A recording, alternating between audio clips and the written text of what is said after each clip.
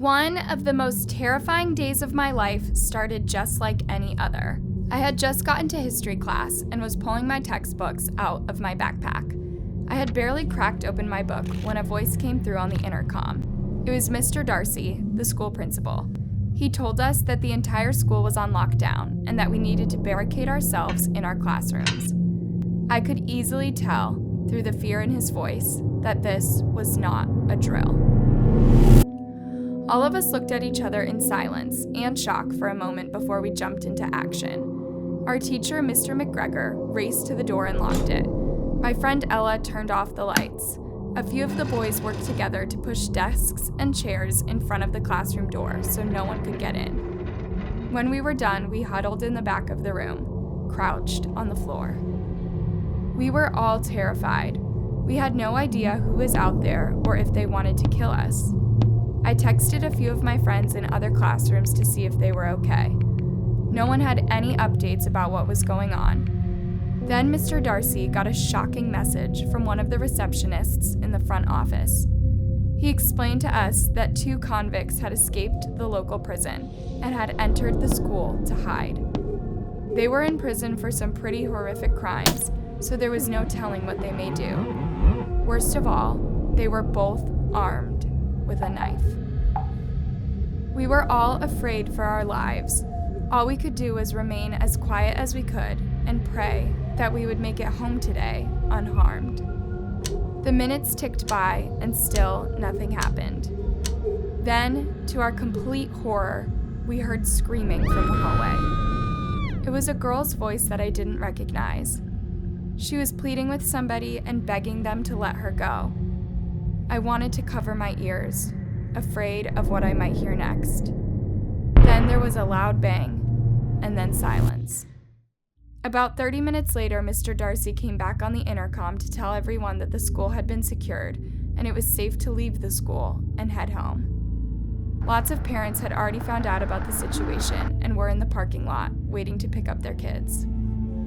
We later learned on the news that the convicts were threatening a girl who was hiding in the bathroom.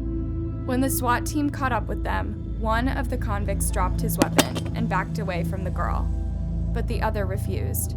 He was shot and taken to the hospital, and the other convict was handcuffed and taken back into custody. Luckily, no one was injured that day, but none of us, especially the girl in the bathroom, will forget what happened. One day I was sitting in calculus class trying to endure another boring lecture. It was the last period before Christmas break, and I could barely wait for the bell to ring so I could go home and relax after a long, stressful semester. I was zoned out as I daydreamed about my plans for Christmas break, when all of a sudden, I was brought back to the present moment by some loud bangs in the hallway. At first, we thought there were fireworks. Maybe the seniors were doing their senior prank early, but when we heard awful screams coming from outside our classroom door, the realization set in that the bangs were gunshots. Our teacher, Mrs. Young, locked the door and turned off the lights. We all huddled in a corner of the room that was not visible from the window, just as we had practiced during drills. For a while, we could hear a lot of yelling and hustling and bustling from outside the door, as well as a few more gunshots. But after a few minutes, there was only silence. My heart was beating so hard and fast that I was sure that everyone around me could hear it. But they only sat quietly, terror visible in their eyes. I thought about texting my mom to tell her I loved her, but I was afraid to move a single inch. Then, from outside the hallway, we could hear a person screaming and banging on classroom doors. He claimed he had a gun and wasn't afraid to use it. After getting no response from that classroom, he moved on down the line and began banging on the next door. We then heard more gunshots ring out, this time closer to our classroom. One of the girls began to cry, but Mrs. Young quickly shushed her. We all looked around at each other, trying to figure out what to do. We were like sitting ducks with nowhere to run. I couldn't believe this. Here I was only in high school, and my life might be coming to an end in a few short moments. I couldn't help but think of all the things I hadn't gotten a chance to do yet. I had never driven a car, traveled outside the country, or even been out on a date. As the bangs and yelling grew closer and closer, I closed my eyes and prayed that God would spare my life and that the authorities would capture whoever the gunman was before he hurt anyone else. Maybe with the lights out in the classroom, the gunman would think that there was no one in the classroom. I could hear the gunman reach the classroom next to us. There was more screaming and another round of gunshots. Our classroom was next. I held my breath in anticipation, and Mrs. Young gestured for us to get down. We squeezed against the wall and flattened ourselves against the floor. Even though I knew what was coming, I couldn't help but jump when I heard the gunman banging on our door so hard that I thought for sure it would break down. The gunman yelled for us to open the door, but no one dared to move a muscle.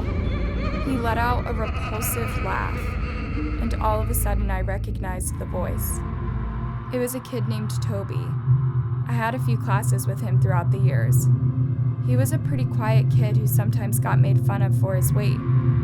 Was this his way of getting revenge? Suddenly, bullets came flying in through the door, raining down in our classroom. I watched one go right through Mrs. Young's computer screen. Others smacked into the wall. I and a few of my classmates couldn't help but scream in terror. Due to the angle, the bullets luckily couldn't reach us. Toby moved away from our classroom door and made his way down the hallway. We all looked around, shocked to find that everyone was completely unhurt. Suddenly, we heard more yelling in the hallways, but not from Toby. It was the police instructing Toby to drop his weapon. There was one final gunshot, and then silence. After an hour of horror, we were finally escorted out of our classroom and out of the school. We found out that Toby had been shot by police, but that the other 5 students that had been shot were expected to survive their injuries. To this day, no one knows for sure what made Toby do such a terrible thing. I was in my first year of teaching at the local high school when I had one of the scariest experiences of my life. It was my planning period, so I was alone in my classroom grading papers while sneaking in a bit of lunch. The kids in lunch A were making their way to the cafeteria, so there was a lot of noise in the hallway. All of a sudden I heard 3 sharp bangs and then tons of screaming. I received a notification on my phone that there was an active shooter in the building. I sprinted to the door and flung it open. There was mass chaos in the hallways. Papers were flying and students were running in all different directions. I began yelling at them to come into my classroom. One student after another entered the classroom until I probably had more than 30 kids huddled in the back. Once I didn't see anyone in the hallway, I closed the door and locked it. I then shut off the lights and directed a few of the male students nearby to help me barricade the door. I then joined the rest of the students at the back of the room and told everyone to stay as quiet as possible. The minutes ticked by and there was nothing but silence. Surely the police were here by now. I tried my best to keep the students calm as we waited. I then got another notification on my phone from the school administration. They had been able to get a description of the alleged shooter. It was a male student with a black hoodie with a skull on it. He was wearing bright red Nike sneakers. I was about to read the description aloud to the students to see if anyone had seen someone today who fit that description. Maybe we could pass the information on to the police. But just as I opened my mouth to speak, I noticed something that caused a chill to go down my spine. There, in the corner of my classroom, was a dark-haired boy with a black hoodie. The sweatshirt had a gray skeleton emblem on the front, and he was wearing bright red shoes. He appeared somber and sat away from the other students, just staring at the ground. My heart was pounding, and I was terrified, but I couldn't let it show that I knew the alleged shooter was in the classroom, so I tried to not let my expression change. I simply grabbed my phone and sent a quick text to the principal, letting them know the situation. In only minutes, we heard loud banging at the door. It was the SWAT team. They told us to slowly exit the classroom with our hands raised. We unbarricaded the door and did as we were told. The boy who fit the description attempted to run, but was quickly detained by an officer. It was later reported that the boy had mental health problems and went to a treatment center.